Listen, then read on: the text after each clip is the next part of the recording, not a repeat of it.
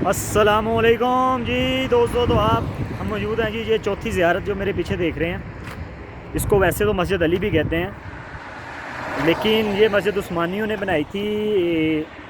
बड़े मुतासर हो के जो अब्बासिया स्ट्रक्चर था उन उसको देख के। ये 162 साल पुरानी है, लेकिन अभी ये मस्जिद बंद है।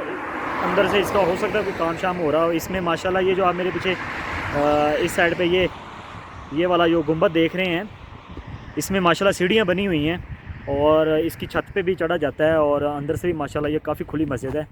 ये बिल्कुल अगर आप इस तरफ देखें तो ये यहाँ पे हम पहले अंदर गए थे। यहाँ पे वो हज़रत मोहम्मद सल्लल्लाहु अलैहि वसल्लम को जब पत्थर मारे गए थे तो वो जो बाग था वो इस साइड पे मेरे बिल्कुल पीछे, और इस साइड पे उनका घर और बाकी थे, लेकिन इस साइड को शायद ताइफ है।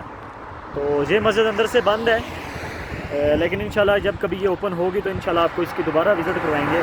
और मैंने खैर इसे पहले भी विज़िट की है। छत माशाल्लाह बहुत ही प्यारा मंजर देखने को मिलता है इसके ऊपर। तो फ़िलहाल के लिए इतना ही है। तो इंशाल्लाह उम्मीद करता हूँ तो आपको ये वाली मस्जिद भी पसंद आई होगी। तो इंशाल्लाह फिर मिलते हैं जी नेक्स्ट वीडियो में।